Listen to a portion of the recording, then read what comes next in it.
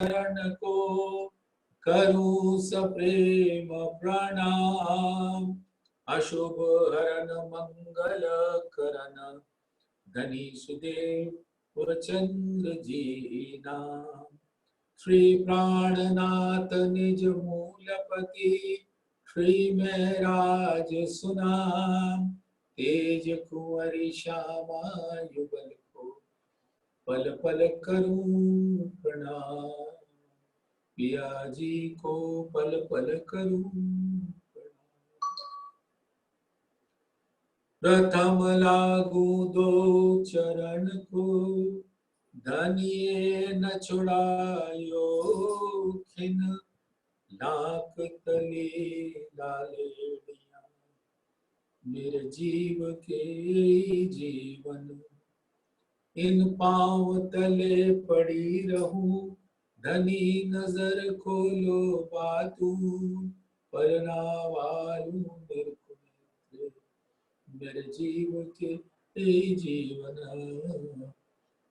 मेरे जीव के जीवन। धाम धनी अक्षरातीत श्री इंद्रावती जी के दिल को धाम बनाकर विराजमान हुए। अपने चरण कमल रखे और उनका दिल हर्ष हुए। और राजी अपने आवेश स्वरूप से यानी हुक्म और नजर द्वारा इंद्रावती के दिल में विराजमान होते हैं और अपने उसी हुक्म से तारतम ज्ञान रूपी वृक्ष प्रकट करते हैं एक सघन वन के रूप। सघन वृक्ष जो सभी को शीतल छाया भी देती है और मीठे फल भी देती है। उसकी जो सुंदर नूर तारतम की जो डालियां हैं, रास प्रकाश खट ऋतु सनंद किरंतन खुलासा खिलवत परिक्रमा सागर सिंगार सिंधी मार्फत सागर कयामत। इसके अंदर अमीरस है, अमृत रस है। और ये फल ब्रह्म सृष्टियों का अधिकार है। ब्रह्म सृष्टियों के आंचल में ये फल जब हम श्री गुम्मट जी में अपनी सुरता लगाते हैं तो वो फल स्वतः ही हमारी आंचल में आने लगते हैं और हमें बड़े प्रेम के साथ उसका मीठा रस मिलता है। इस संसार के जो और सृष्टियां हैं वो भी जब चाहे प्रवाह भाव से, चाहे मर्यादा भाव से, चाहे पुष्टि भाव से श्री गुम्मट जी के दर्शन करने आती हैं और श्रद्धा विश्वास समर्पण के साथ जब नमन करती तो उस सघन वृक्ष की शीतल सुगंधित छाया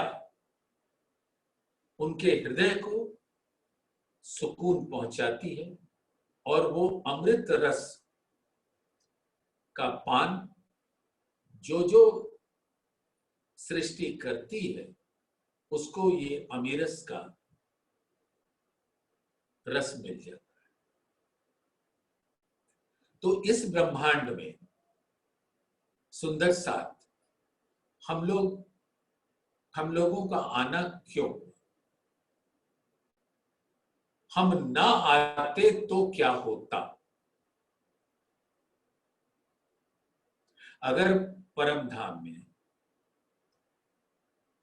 ब्रह्म सृष्टियां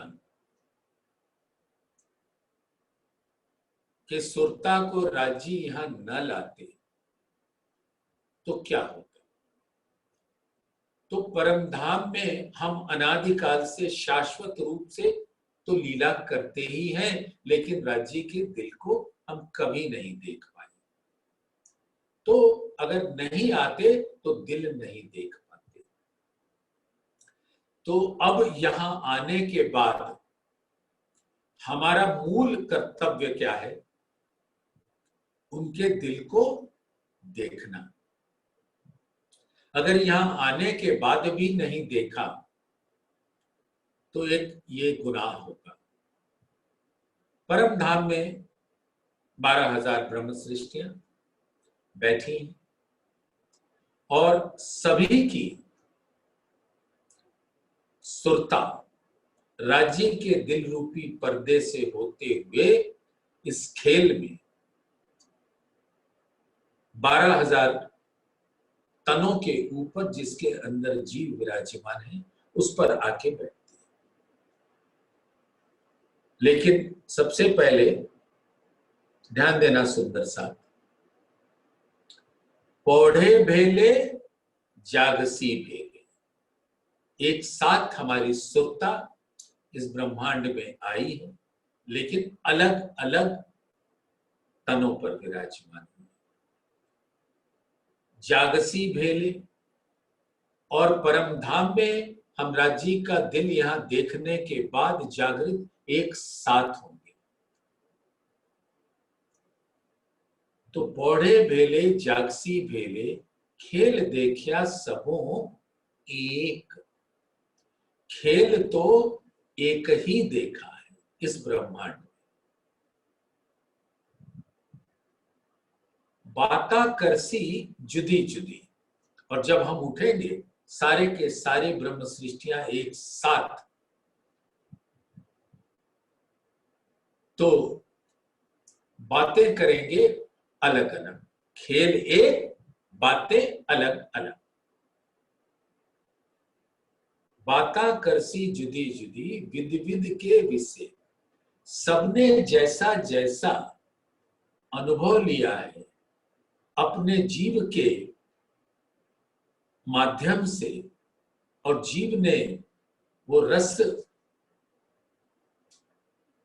जो रूहों को पीना था अपने संस्कार से वो करता है।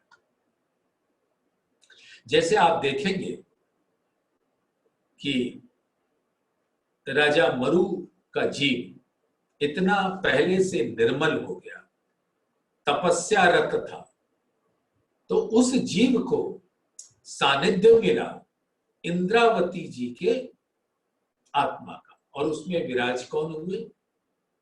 साक्षात अक्षरातीत का आवेश स्वरूप।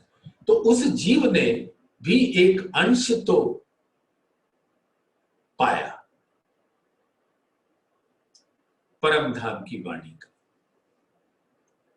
तो अब यहां पर सुंदर साथ एक बात सोचो कि हम 12,000 सखियां परम धाम में, और जरा ध्यान करना, अगर 11,999 जाग गई और एक नहीं जागी तो परम धाम में उठ खड़े होंगे क्या?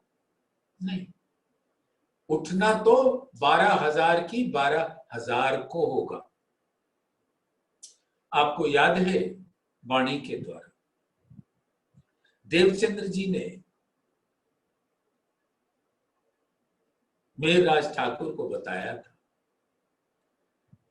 कि जब साकुमार और साकुंडल दोनों जागेंगी तब खेल खत्म होगा। तो साकुंडल जागी, साकुमार नहीं जागे, और नहीं जागे तो खेल खत्म नहीं। तो इस ब्रह्मांड में आने के बाद सभी सुंदर साथ से गुजारिश है कि हमारी जो फरामोशी हमारे मूल तनों पे है उसको हटाने का जिम्मेदारी यहां पर आई हुई आत्माओं को। इसलिए हमें वो हर कार्य करना चाहिए जो धनी के इच्छा के अनुसार है।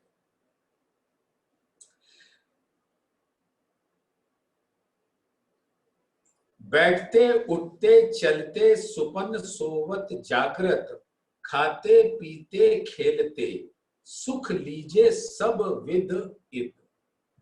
ये यहां पर ऐसी ये चौपाई श्रृंगार ग्रंथ में है, ये परिक्रमा ग्रंथ। तो जो भी क्रिया इस तन के द्वारा संपादित हो रही, हर क्रिया में हमें राज्य का हुक्म देखना है, हुक्म से इश्क को देखना है, और हर क्रिया में हमें राज्य के दिल का स्वरूप देखना है।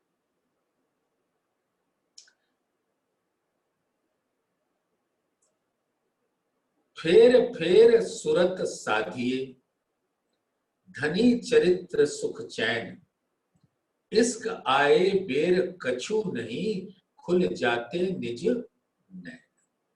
अब अपनी सुरता इल्म के द्वारा धनी के चरणों की कृपा से जब हम अपनी सुरता परम धाम के अंदर पहुंचाते हैं और वहां की हर लीलाओं को ग्रहण करते हैं, तो इश्क आने में एक क्षण की भी देर नहीं होगी।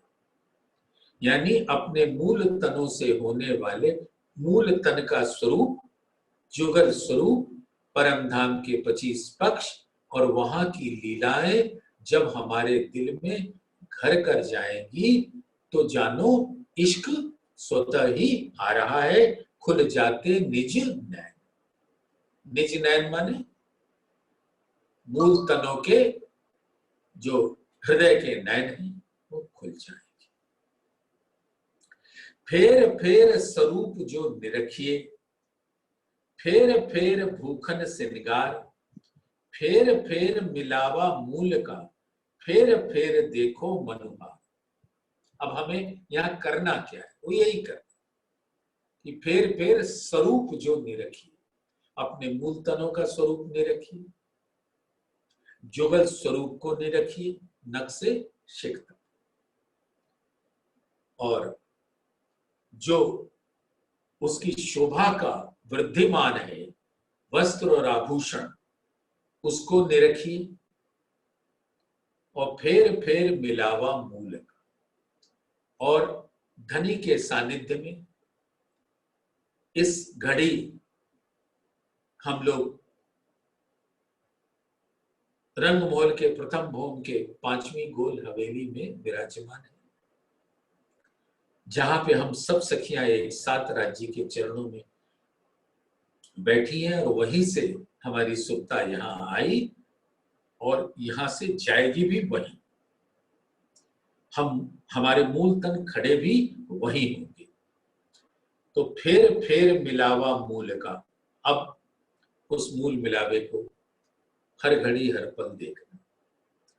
फेर फेर देखो मनोहर, और किस प्रकार से हम सब सखियां एक दूसरे से प्रेम का व्यवहार करती हैं और कितना आनंदित रहती हैं, उसका रस प्राप्त कीजिए।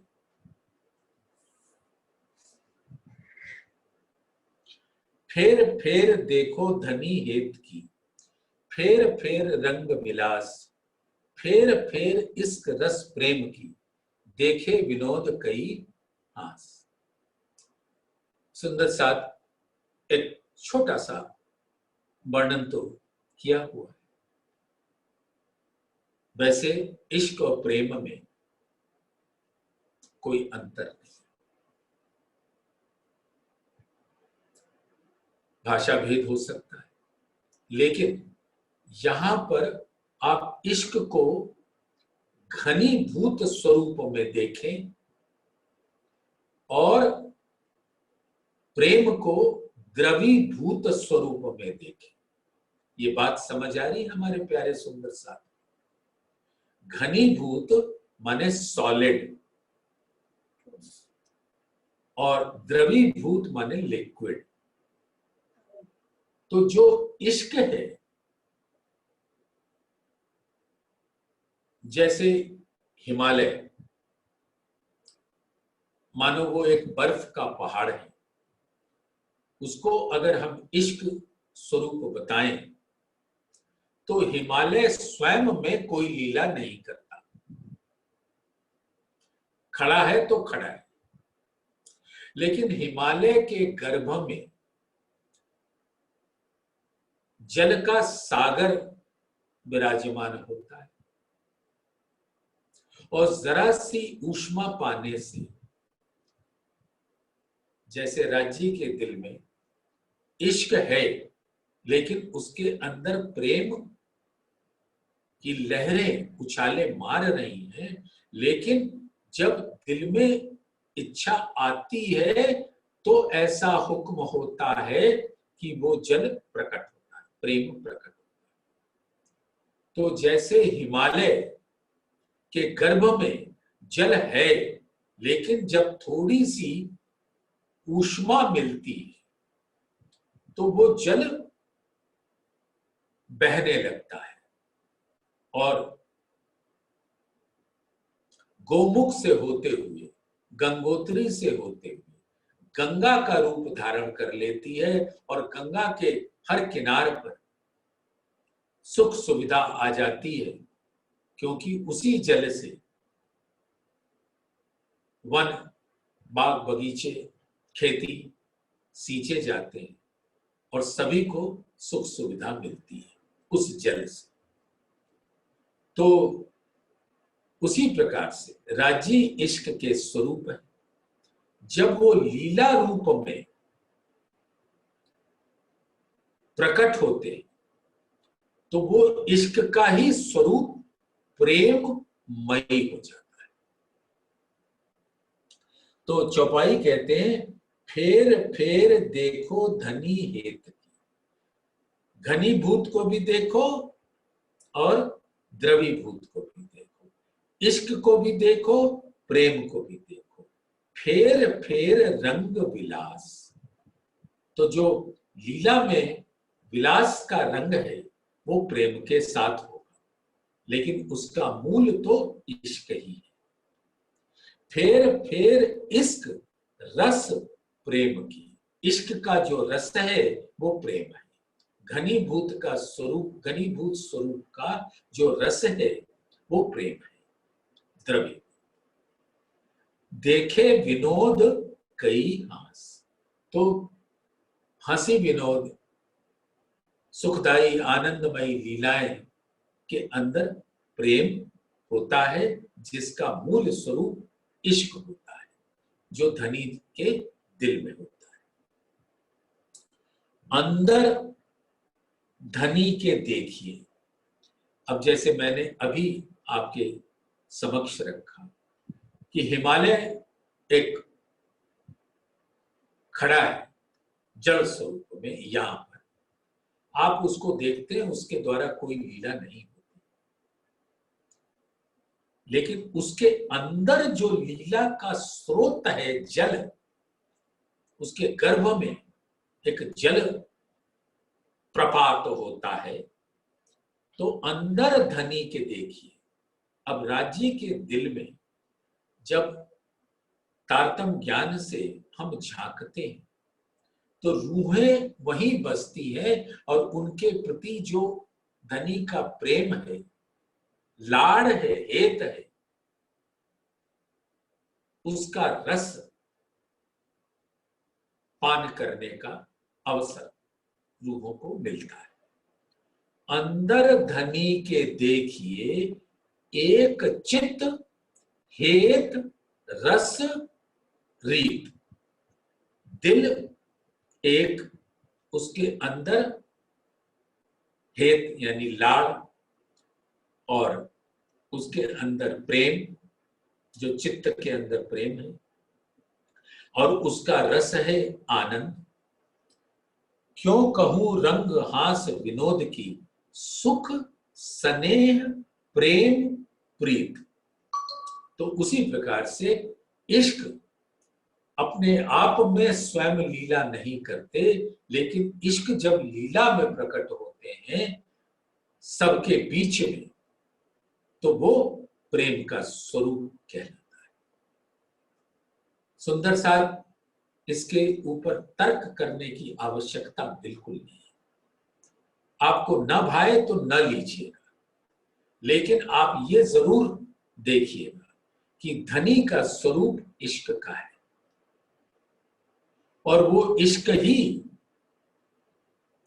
प्रेम के रूप में भासित होता है। नहीं तो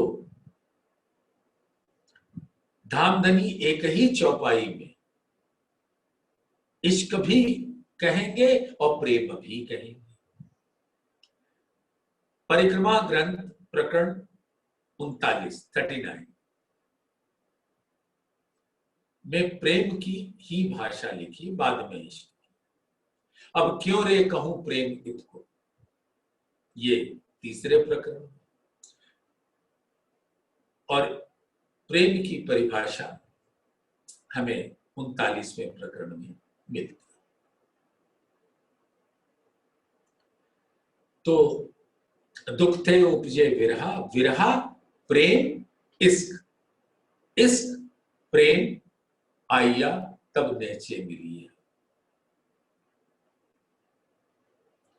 तो प्रेम और इश्क के स्वरूप को थोड़ा समझ लें। जैसे राज्य के दिल में इल्म का सागर है, वो भी इश्क से भरा हुआ है। आज दिन तक क्यों नहीं आया वो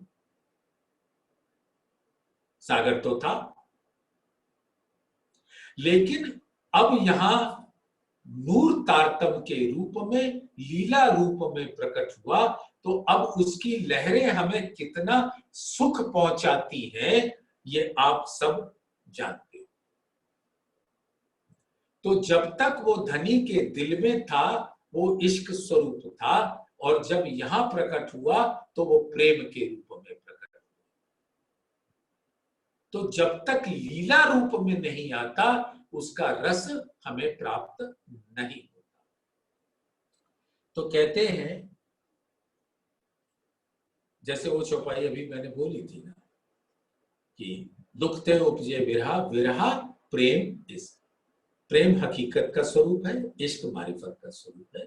आप सब अब इतने ज्ञानी हो गए हैं कि आपको ये समझने में कोई कठिनाई नहीं। प्रबुद्ध सुंदर साथ है हमारा। तो जो लीला रूप होता है वो हकीकत होता है, और जिससे लीला होती है वो मार्फत रूप होता है, दिल से। तो प्रेम हकीकत में होता है और इश्क दिल में होता है, मारिफत में। तो आप देखिए, दुखते उपजे विरहा, विरहा। अब जब धनी के विरह की अग्नि हमारे दिल में प्रज्वलित होती है, तो मेरी सुरता इल्म को लेकर, निस्बत का बल लेकर, परम धाम के 25 पक्षों में होने वाली उस अनंत लीलाओं का के स्वरूप को हम देख पाते हैं 25 पक्षों में। तो वो हकीकत का स्वरूप है। दुखते उपजे विरहा, विरहा प्रेम। पहले हम हकीकत देखते हैं, यानी अपनी सुरता परम धाम में ले जाते हैं, जो यहां लिखा भी है, फेर फेर सूरत साधिए धनी चरित्र सुख जाए, मां की लीला। और उसके बाद जब एक एक अंग में इश्क के सागर लहराते हैं, तो वो उस सागर के लहरों के साथ ही हम धनी के दिल में पहुंच जाते हैं, तो मार्फत स्वरूप में पहुंच जाते हैं, तो इश्क में पहुंच जाते हैं। तो इल्म के द्वारा हकीकत, हकीकत के द्वारा मारिफत, और फिर मारिफत से प्रकट होते हैं हकीकत। तो ये चौपाई कहती है, दुखते उपजे विरहा, विरहा प्रेम इश्क, हकीकत मारिफत। इश्क प्रेम जब आया, उसके बाद इश्क से जब प्रेम आया, तब नहचे मिलिए हक। तो हम लीला में भी अखंड रूप से उनसे मिलेंगे और उनका रस प्राप्त करेंगे, और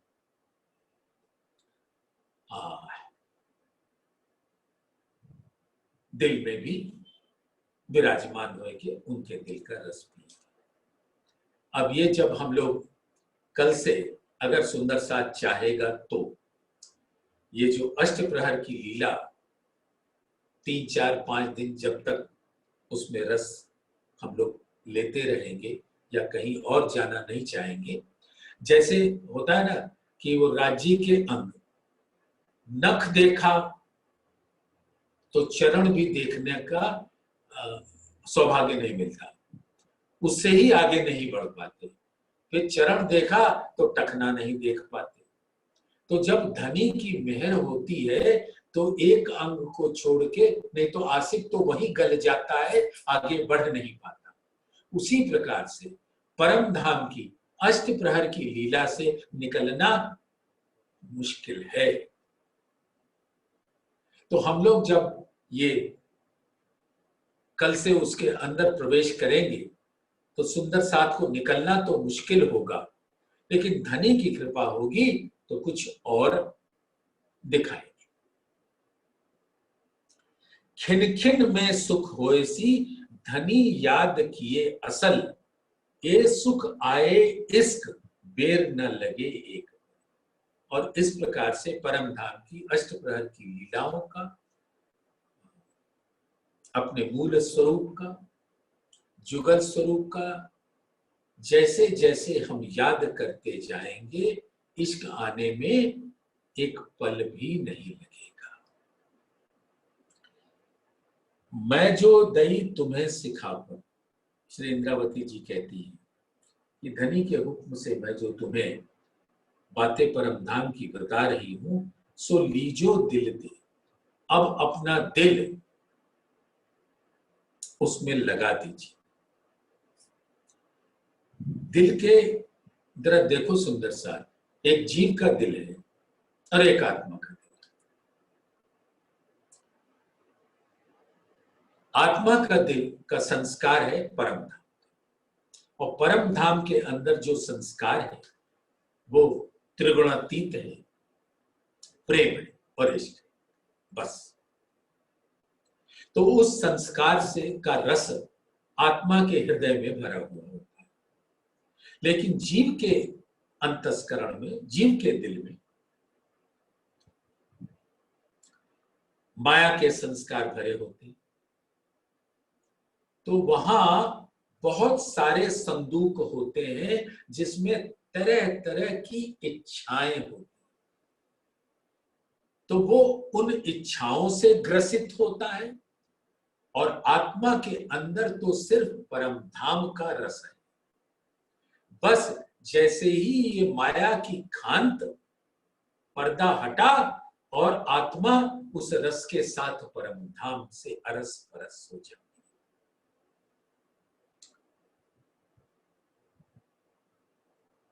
यह बल जब तुम किया तब अलबत बल सुख धाम, अरस परस जब यूं हुआ तब सुख दे में श्यामा श्याम।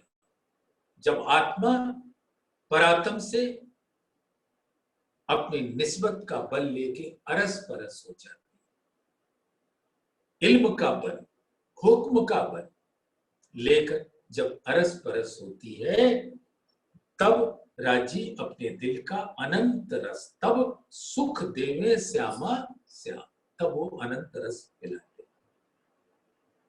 महामत कहे ब्रह्म सृष्टि को, सखी जीवन हमारा एक। और महामती जी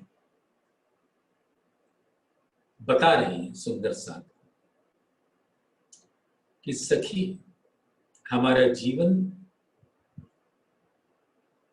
का आहार जो है वो इश्क है, और यानी इश्क का स्वरूप है, और उससे बहने वाले प्रेम की अष्टप्रहर की लीला है। धनी के सानिध्य में, धनी की रूहों के साथ अरस परस होएगी, उसका रस पीने में यही हमारा जीवन है।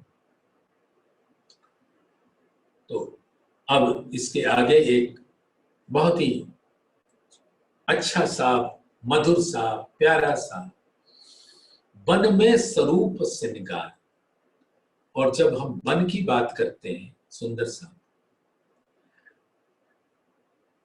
जमुना जी को ध्यान में ले आइए।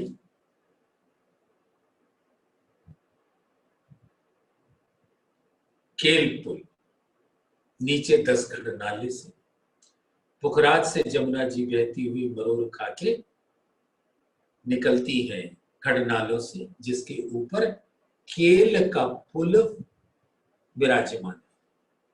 केल माने केले का, जो केल वन के सामने। अब इधर देखिए,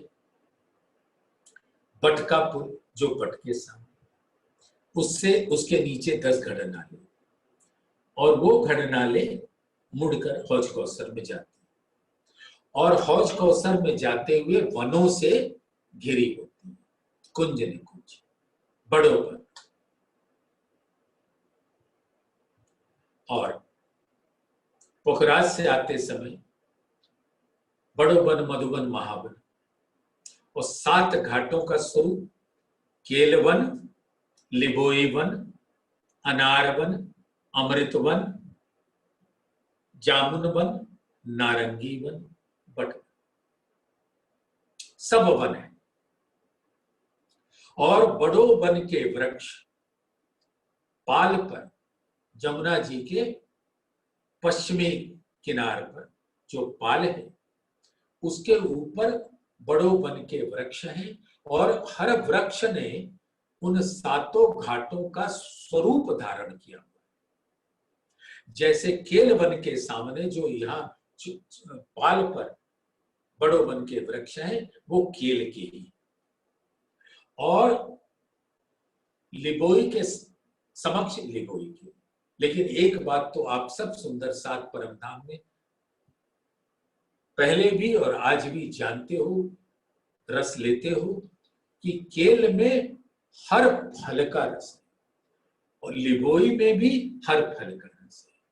लिबोई में सिर्फ लिबोई नहीं, सब फलों का रस है। अब तो जरा ध्यान दीजिएगा, जमुना जी 500 मंदिर की चौड़ी बह रही केल पुल के नीचे से, और पाल 250 मंदिर चौड़ा, बड़ो वन के सारे वृक्ष हैं 5 भूम छठी चांदनी। केल पुल 5 भूम छठी चांदनी, और बट पुल 5 भूम छठी चांदनी, और जमुना जी के पूर्वी किनार पर जो पाल है अक्षरधाम की तरफ, उस पर भी 5 भूम छठी चांदनी, बड़ो वन के वृक्ष, 7 घाटों का स्वरूप धारण। तो जरा उसकी शोभा निहारिए। आप जमुना जी के बीचों बीच खड़े हो जाए, एकदम मध्य धारा के बीच में।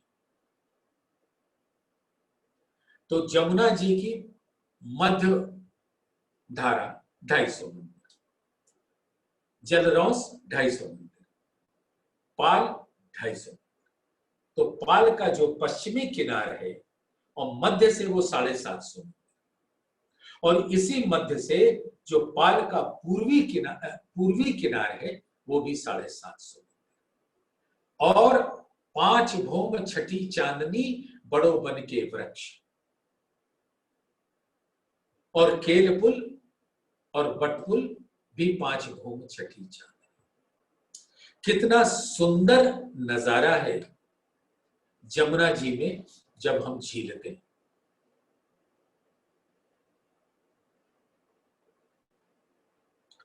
तो कहते हैं राजी, वतन आपनो ब्रह्म सृष्टि को देऊ बताए, धाम की सुध मैं सब देऊं, जो अंतस्करण में आए। अब ऐसे सुंदर परम धाम, विशिष्ट परम धाम, माधुर्यता के रस से भरी हुई आत्माओं का चेतन स्वरूप रूपी परम धाम, का वर्णन अब मैं इस प्रकार से करूंगी कि आपके दिल में वो अंकित हो जाए।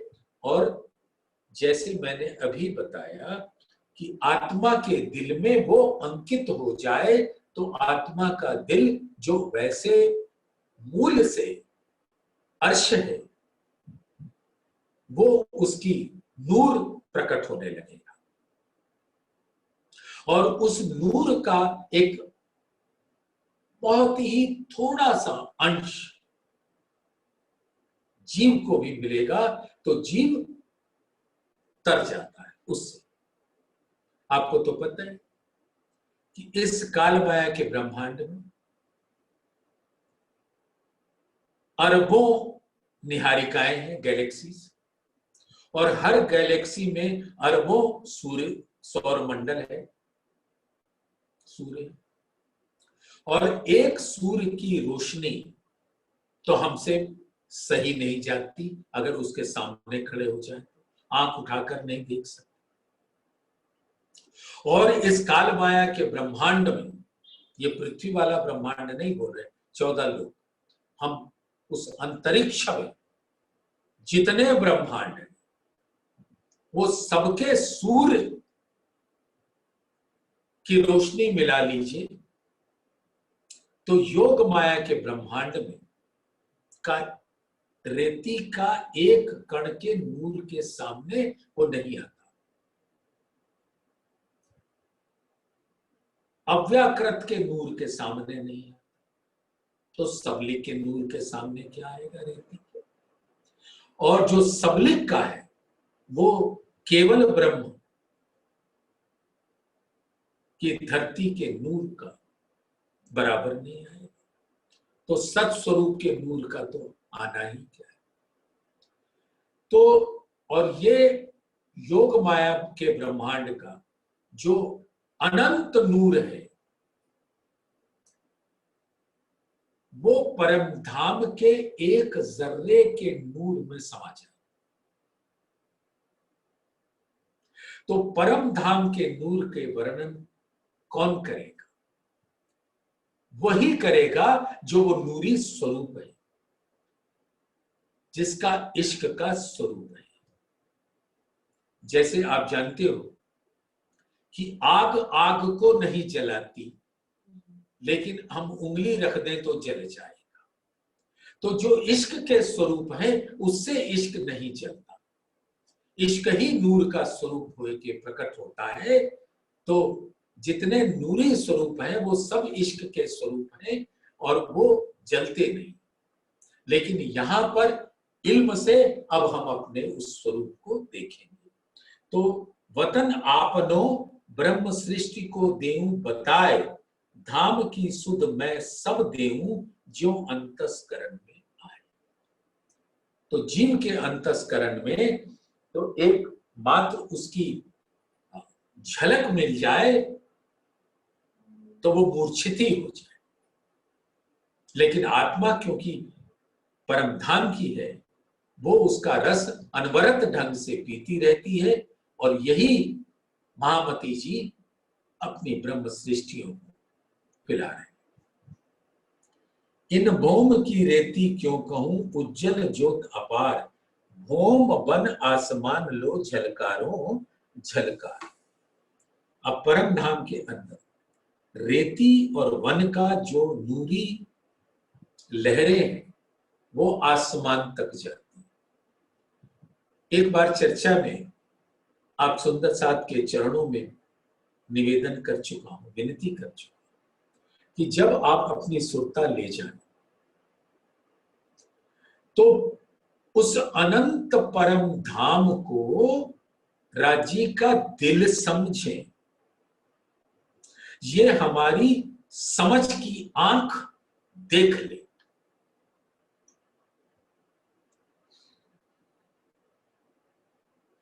जिमी आसमान के बीच में ये सारे वन, वनों की शोभा, मोहल्लों की शोभा,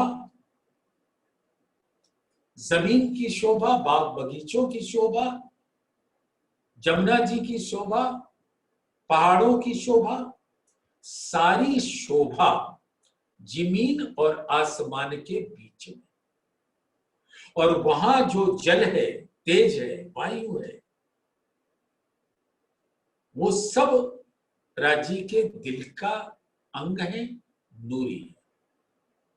पर दिल के जो अंग हैं, राज्य के दिल के जो अंग हैं, धनी अर्श तुम्हारा सोए, तुम्हें देखे कहे बातें सुने, लेवे तुम्हारी बानी की खुशबू। जब सुंदर साथ आप ध्यान दीजिएगा, जैसे तीजी भवन पे जब राजी हम लोगों के साथ बैठते हैं, बड़ी मीठी मीठी बातें करते हैं, क्या आनंद है। आधे अधर खोल के नैन के बाण चलाते हुए हम सुंदर साथ की बात को अपने श्रवण अंग से सुनकर अपने दिल में ले जाकर मीठी रसना से जब उसका पढ़ उत्तर देते हैं तो हम घायल हो जाते हैं। वो बाण इतना भेद जाता है।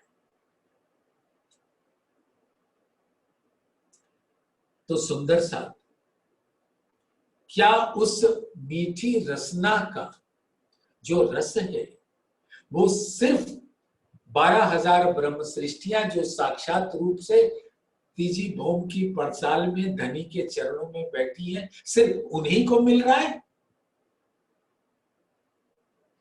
कि परम धाम के 25 पक्षों में जो पशु हैं, पक्षी हैं, अक्षर ब्रह्म है, महालक्ष्मी है, बाग बगीचे हैं, जल है, पहाड़ है, आसमान है, जिमी है, वायु है, सबको मिल रहा है, क्योंकि सब आत्म स्वरूप है। ये तो आप जानते हो सुंदर सा। आप तो इतने ज्ञानी हो कि अब मुझे ये सोचना पड़ जाता है कभी कभी कि आप सबकी सुरता तो परम धाम में है, तो मैं बता क्या रहा हूं। आप सब तो चितवन से उसको देख लेते। जिमी जात भी रूह की, रूह जात आसमान, जल तेज वायु सब रूह को, रूह जात अर्श सुभान।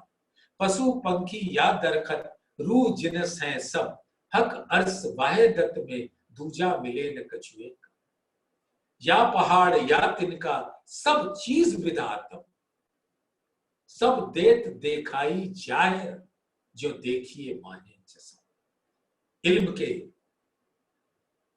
चश्मे से, इल्म की नजर से धामधनी हमें सब दिखा रहे। तो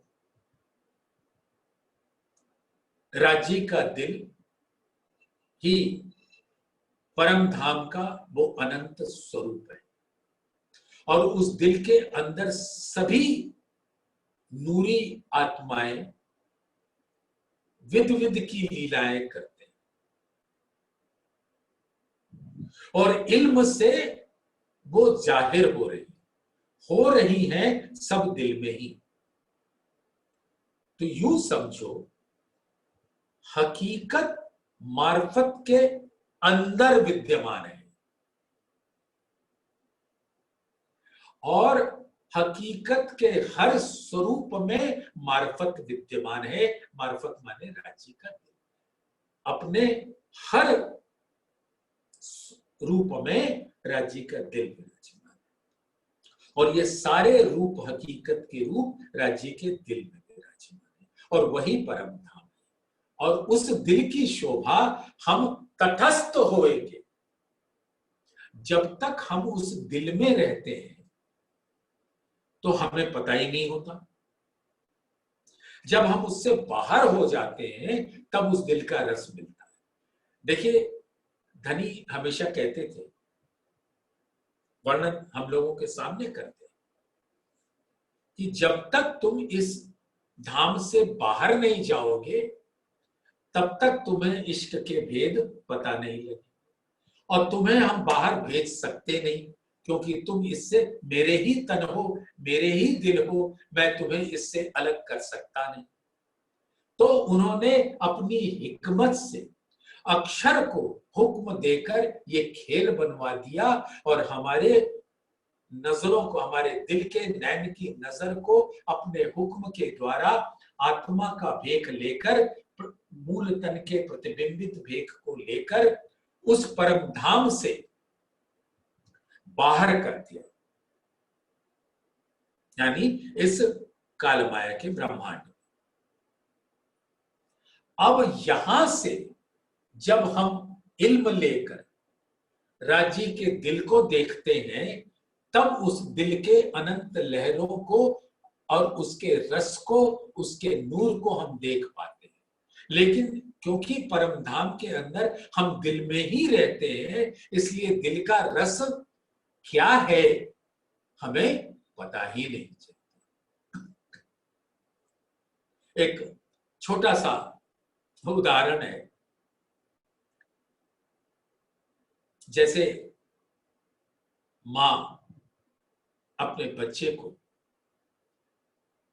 खिलाने के लिए उसके पीछे पीछे घूमती है और वो भागता रहता है, नहीं नहीं नहीं नहीं हमें नहीं चाहिए, हमें नहीं चाहिए, नहीं चाहिए कैसे नहीं, ले लो ले लो, उसके पीछे पीछे पीछे पीछे घूमती रहती, क्योंकि वो रस पिला रही है, ऐसे भोजन का रस जिसमें उसके दिल का लाड़ मिश्रित है। वो भोजन भोजन नहीं है, भोजन तो बहुत जगह बनता है, लेकिन जब मां उस भोजन को बना के अपने हाथों से सान कर अपने 5 अंगुलियों के बीच में लेके उसके पीछे घूमती है, उसका रस तो वो बच्चा नहीं जानता, लेकिन जब बड़ा होता है और हॉस्टल में चला जाता है पढ़ने के लिए, कॉलेज, तो हॉस्टल में का खाना पाकर उसको लगता है ये क्या बकवास है, खाना तो मेरी मां के हाथ का था।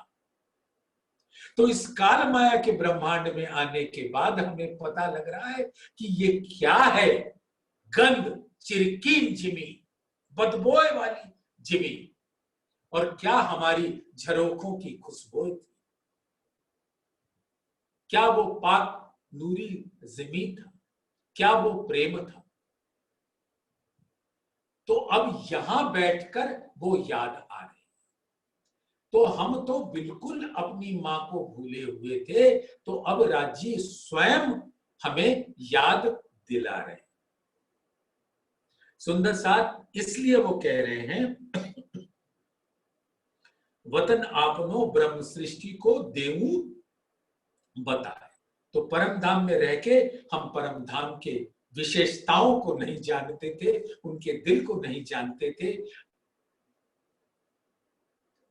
खिलवत ग्रंथ के 16वें प्रकरण में एक बड़ी सुंदर चौपाई है, मुझे थोड़ी याद नहीं आ रही, देखिए अगर मिल जाती तो अभी आपको सुना देते हैं।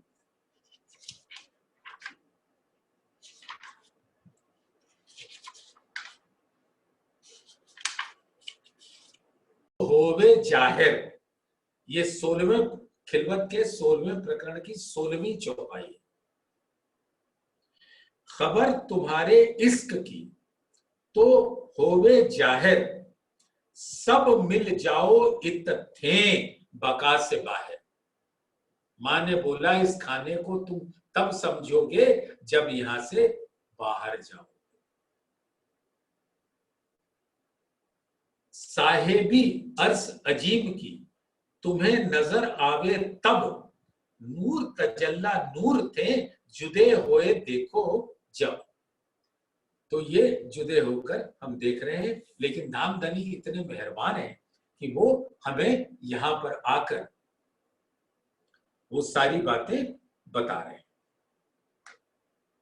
तो सुंदर साथ ये अब इसकी,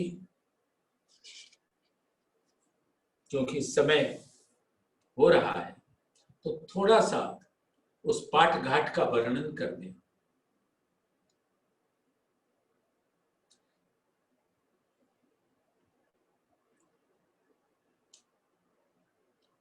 बीच बैठक राज श्यामा जी, साथ गिरदवाए घेर, साजे सकल श्रृंगार शोभा क्यों कहूं इन पे।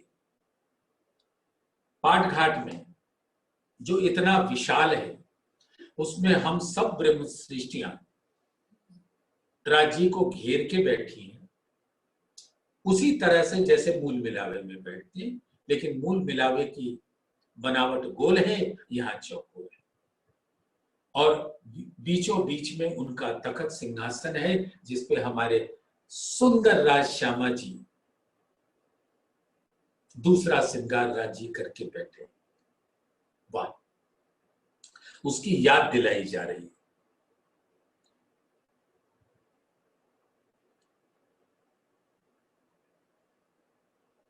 साथ बैठा पाट ऊपर लग कठेड़े भराए। आपको तो पता ही है ना, आप तो सब जानते हो, मैं क्या बताऊं। ऊपर कितने थंब आ रहे हैं? 12। नीचे से कितने थंब है? 16 नीलवी के।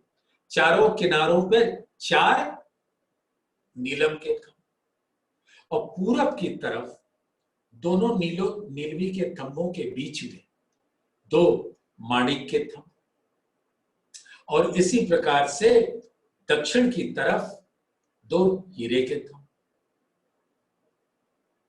और पश्चिम की तरफ दोनों नीलवी के बीच में 2 पांच के थंब, और उत्तर की तरफ दोनों नीलवी के थंबों के बीच में 2 पुखराज के थंब। सुंदर सा पुखराज का रंग कैसा होता है? पीला,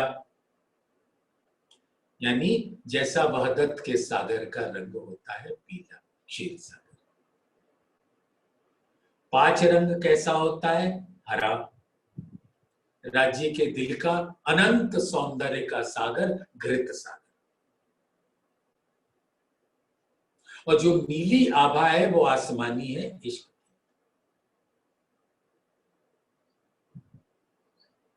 और हीरा तो नूर का, नूर सागर का स्वरूप है, श्वेत आबदार।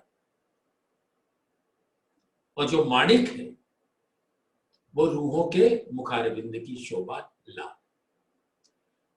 तो हर सागर की शोभा आप पाटघाट पे निहार सकते हो। तो कहते हैं, साथ बैठा पाट ऊपर लग कठेड़े भराए, जोत करी आकाश लो जानो आकाश में न समा। और उसका मतलब रूहों का, राज्य का, कठेड़े का, पाटघाट का, थंबों का, थंबों के बीच में नूर की दीवार का जो नूर है वो जिमी से लेके आसमान तक, और उसका प्रतिबिंब पड़ता है जमुना जी के जल पर, और जल की लहरें आसमान तक जाती। सोचो, आप कहीं भी, जैसे यहाँ के लोगों को सुनामी पता है, आज से कुछ 15-20 साल पहले चेन्नई के मरीना बीच पे सुनामी आई थी। तो सागर की जो लहरें हैं वो सैकड़ों फीट ऊपर जाके बहती हैं। तो उन्होंने तो तट पे बसे हुए अनेक गांव के गांव को डुबो दिया और अपने अंदर ले गई, बिल्कुल अंदर समा गए, समाप्त हो गए। तो ये तो जरा सा है। सोचो, अगर सागर यहाँ का इसकी लहरें अगर आसमान को छुए तो क्या ये पृथ्वी बचेगी? क्योंकि पृथ्वी पे 3/4 तो जल है, 1/4 भूमि। तो ये सारा जल अगर आसमान की ओर चला जाए, आसमान तक चला जाए, तो जिमी का तो कोई अर्थ ही नहीं रहेगा। तो हम तो उस जल की बात कर रहे हैं, हमसे तो एक कीड़ा नहीं समझ रहा है, कोरोना का। तो सोचो कि परम धाम में जो जमुना जी का जल अपने अनंत नूर के साथ, और जो पाल पर केल की डालियां हैं, वनों की जो डालियां हैं, वो मेहराब बनाती हुई जल चबूतरे तक आती है और उसपे हिंडोले भी और अनंत फलों के गुच्छे, नूरी गुच्छे का जो झाई पड़ती है, प्रतिबिंब पड़ता है जल के ऊपर, तो वो जल ऐसा प्रतीत होता है जैसे मानो कोई दूसरा ही ब्रह्मांड बन गया। और जब लहरें आसमान तक जाती हैं तो मानो वो ब्रह्मांड डोल रहा हो आसमान और जमीन के बीच। ऐसी सुंदर सुंदर साथ क्या करूं, दिल तो बहुत करता कि हम सब अपनी सुरता के साथ वहीं बैठे और राज्य जो बता रहे हैं वो हम अपने दिल में ग्रहण करें और इससे एक क्षण के लिए भी न निकले। लेकिन यहाँ समय की बाध्यता होती है, तो सुंदर साथ आपके चरणों में कोटान कोट प्रणाम करते हुए जब अगली चर्चा में सौर करेंगे, अगर आप चाहेंगे तो परम धाम के 25 पक्षों में अष्टप्रहर की लीला करेंगे। तो प्रणाम जी सुंदर साथ जी।